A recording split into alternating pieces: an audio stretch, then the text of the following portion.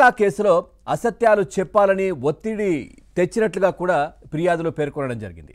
ఇక గతంలో కేసు నమోదు చేయని పోలీసులైతే వాళ్ళపైన కూడా దస్తగిరి ఫిర్యాదు చేశారు. అంటే పోలీసులు కూడా గతంలో ఫిర్యాదు చేయడానికి వెళ్తే దానికి సంబంధించి కూడా ఎక్కడ తీసుకున్నటువంటి పరిస్థితి లేదు. ఎందుకనంటే అప్పుడు గతంలో కూడా మనం చూసాం. అంటే జగన్మోహన్ రెడ్డి అధికారంలో ఉన్నప్పుడు దస్తగిరిని నానా ఇబ్బందులు పెట్టే ప్రయత్నం చేశారు. దస్తగిరి కూడా చాలాసార్లు మాట్లాడారు. మా ఇంట్లో ఉన్నటువంటి అంటే ఆయన దగ్గర ఉన్నటువంటి కుక్కను కూడా ఏదో అనుమానాస్పద మృతి జరిగింది, అదేవిధంగా నన్ను బెదిరిస్తున్నారు, అదేవిధంగా నన్ను చంపుతా అంటున్నారు, నాకు ప్రొటెక్షన్ కావాలి, ఈ విధంగా దస్తగిరి చాలాసార్లు ఫిర్యాదు చేశారు. ఆ విధంగా మాట్లాడినటువంటి పరిస్థితి. ఇక పూర్తిగా దస్తగిరి ఫిర్యాదుతో డిఎస్పీ నాగరాజు కావచ్చు, CI Eshwaraiah, jail superintendent Prakash పైన కూడా పులివెందులలో కేసు నమోదైనటువంటి పరిస్థితి కనిపిస్తోంది. అంటే పూర్తిగా వివేకానందరెడ్డి హత్యకు సంబంధించి కూడా అప్పుడు మనం చూసాం. 2019 సమయంలో కూడా జగన్మోహన్ రెడ్డి అధికారంలోకి రావడానికి ఈ హత్యను పూర్తిగా నారాసుర రక్త చరిత్ర అంటూ కూడా చంద్రబాబు నాయుడుకి ఆపాదించే ప్రయత్నం చేశారు. ఆ రోత పత్రికలో పెద్ద ఫోటో కూడా ఫ్రంట్ పేజీలో వేయడం జరిగింది. గొడ్డలితో ఉన్నటువంటి ఫోటోను దాంట్లో చూపిస్తూ ఇదంతా నారాసుర రక్త చరిత్ర అంటూ కూడా చెప్పే ప్రయత్నం చేశారు జగన్మోహన్ రెడ్డి. తద్వారా నిజంగా కూడా లబ్ధి పొంది పూర్తిగా కూడా అంటే ఇట్లాంటివన్నీ కూడా అప్పుడున్నటువంటి అధికార పార్టీ పైన నెట్టడం, ఆ తర్వాత రాజకీయంగా కూడా లబ్ధి పొంది ఈ వెంటనే 2-3 రోజులు కొద్ది రోజుల్లోనే ఎలక్షన్స్ ఆ టైంలో ఉన్న సమయంలో కూడా ఈ విధంగా ప్రచారం చేసి ఈ హత్యను అప్పటి అధికార పార్టీ టీడీపీ పైన నెట్టే ప్రయత్నం చేయడం, ఆ తర్వాత ఎన్నికల్లో గెలుపొందారు జగన్మోహన్ రెడ్డి. మరి ఆ తర్వాత 5 సంవత్సరాల అధికారంలో వాళ్లే ఉన్నారు. సో ఆ తర్వాత జరిగిన పరిణామాలు కూడా మనకు తెలిసిందే. రాష్ట్రంలో న్యాయం జరగలేకపోతోంది. మా అన్న న్యాయం చేస్తాడని మేము అనుకున్నాము, అన్నకు సపోర్ట్ చేశాము, అన్న వెంట మేము నిలిచాము. కానీ అన్న అధికారంలోకి రాగానే మమ్మల్ని ఇంటి నుంచి గెంటి వేశారు, మమ్మల్ని ఎక్కడా పట్టించుకున్న పరిస్థితి లేదు అంటూ సునీత కావచ్చు, ఆమె భర్త కూడా పూర్తిగా బయటకు వచ్చి చాలాసార్లు ప్రెస్ మీట్లో మాట్లాడినటువంటి పరిస్థితి కూడా కనిపించింది. అంటే అధికారంలోకి రావడానికి పూర్తిగా మమ్మల్ని ఈ విధంగా ఈ అంశాన్ని కూడా మాకు అప్పటి వరకు కూడా తెలియదు ఏం జరిగిందనేది, మేము కూడా నిజమేనేమో అనుకున్నాము, అన్న చెప్పిన మాటలు నమ్మాము. ఆ తర్వాత క్రమక్రమంగా అన్ని వేళ్ళు కూడా సో ఆ కుటుంబంలో ఉన్నటువంటి కొద్దిమంది వైపే చూపిస్తూ ఉన్నాయి ఈ హత్య కేసుకు సంబంధించి అంటూ కూడా సునీత కావచ్చు, ఆమె భర్త కూడా చెప్పారు క్లియర్గా. అంతేందుకు అవినాషే దీంట్లో ఉన్నారు అంటూ కూడా వాళ్ళు చాలాసార్లు మాట్లాడినటువంటి పరిస్థితి కనిపించింది. సో ఈ కేసు ఇంకా కూడా కొనసాగుతున్నటువంటి పరిస్థితులు కనిపిస్తూ ఉన్నాయి.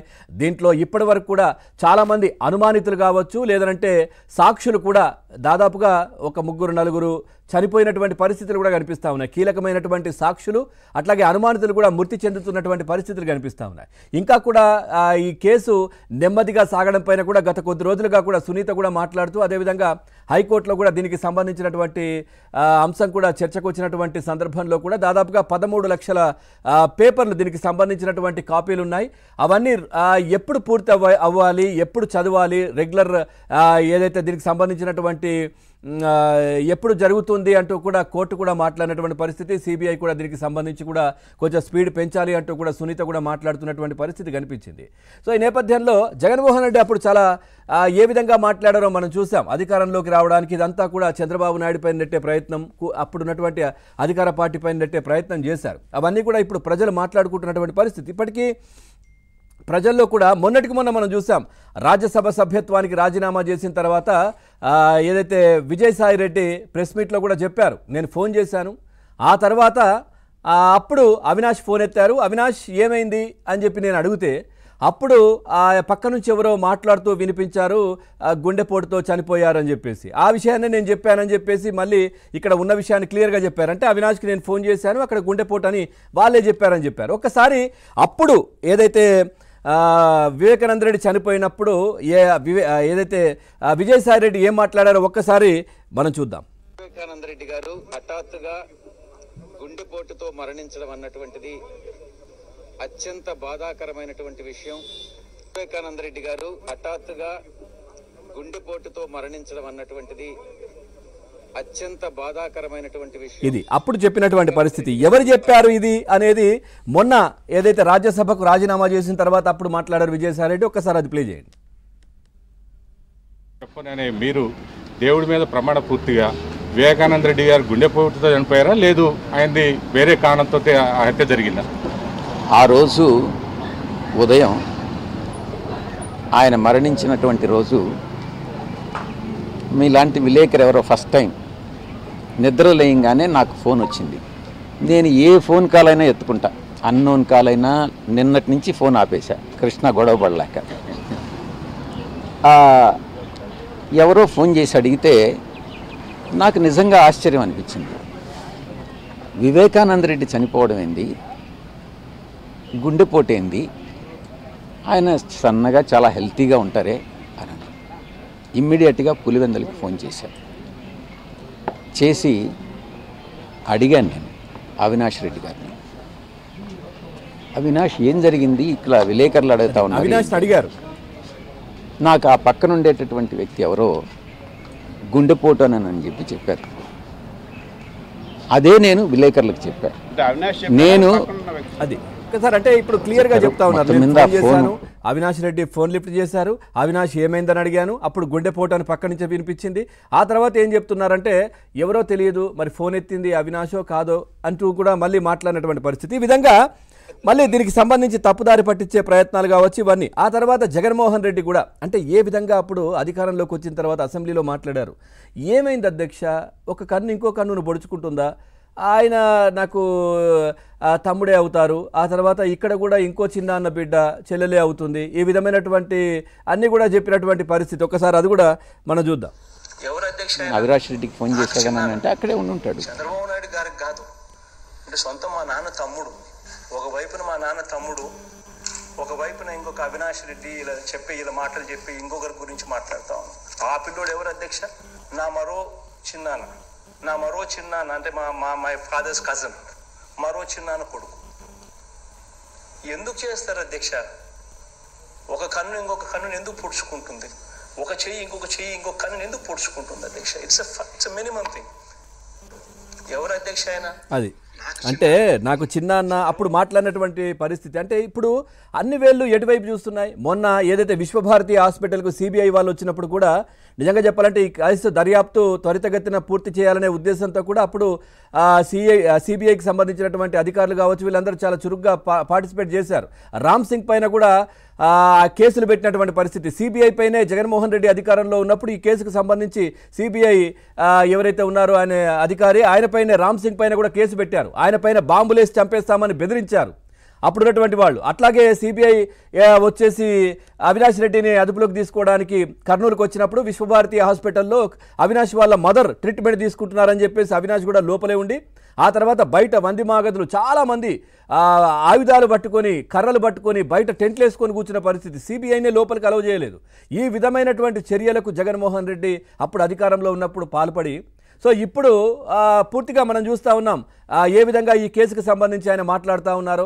ఎక్కడా మా తప్పు లేదు ఏమీ లేదని చెప్తా ఉన్నారు. కానీ గూగుల్ టేక్అవుట్ కావచ్చు, ఆ రోజు జరిగినటువంటి సంఘటనలు కావచ్చు, పూర్తిగా కూడా అన్ని వేళ్ళు కూడా వాళ్ళ వైపే చూపిస్తున్నటువంటి పరిస్థితి కనిపిస్తూ ఉంది. అట్లాగే ఏదైతే ఆ రోజు ఉదయం ఎర్లీ మార్నింగ్ 3:30-4 గంటల సమయంలో జగన్మోహన్ రెడ్డికి ఈ ఇష్యూకు సంబంధించి అంటే వివేకానంద మరణానికి సంబంధించి ఆయనకు విషయం తెలిసిందో అప్పుడు హైదరాబాద్ లోటస్ పాండ్లో ఉన్నటువంటి జగన్మోహన్ రెడ్డి నిజంగా చెప్పాలంటే పక్కకు 1-2 కిలోమీటర్స్ కూడా హెలికాప్టర్ వాడే జగన్మోహన్ రెడ్డి అప్పుడు హైదరాబాద్ నుంచి కారులో వెళ్ళారు, రోడ్డు మార్గాన వెళ్ళారు. పొద్దున బయలుదేరితే సాయంత్రం వరకు. మరి అంత తాపిగా వెళ్లాల్సిన అవసరం ఏమొచ్చింది? అట్లాగే ఆ కారు డ్రైవ్ చేస్తున్నటువంటి డ్రైవర్ కూడా అనుమానాస్పదంగా చనిపోయినట్టుగా కూడా వార్తలైతే మనం చూసాం. మరి ఎందుకు చనిపోయారు ఆయన, మరి ఆ జర్నీలో ఏం మాట్లాడుకున్నారు ఏంటి అనేది కూడా చాలా చర్చ జరిగినటువంటి పరిస్థితి కనిపించింది. అక్కడికి వెళ్ళిన తర్వాత జగన్మోహన్ రెడ్డి చాలా అంశాలు మాట్లాడారు. ఆ రోజు సాయంత్రం ప్రెస్ మీట్లో కూడా చూస్తూ ఉన్నాం.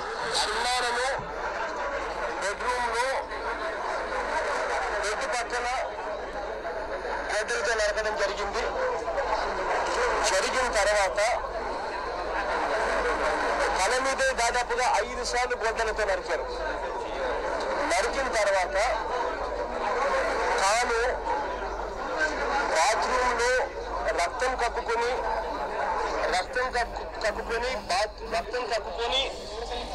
ఆ తర్వాత బాత్రూమ్కి తాను వెళ్ళి ఆ బాత్రూంలో రక్తం తక్కువైనందువల్ల చాలా క్లియర్గా జగన్మోహన్ రెడ్డి చెప్తున్నారు. అసలు ఫోరెన్సిక్ వాళ్ళు కూడా అంత క్లియర్గా చెప్పలేరు. చేసేందుకు ఏకంగా చిన్నాలను ఎత్తుకొని, అంటే దాని అర్థం ఏంటి అని అంటే ఒకరు కాదు మల్టిపుల్ పీపుల్ ఉన్నారు.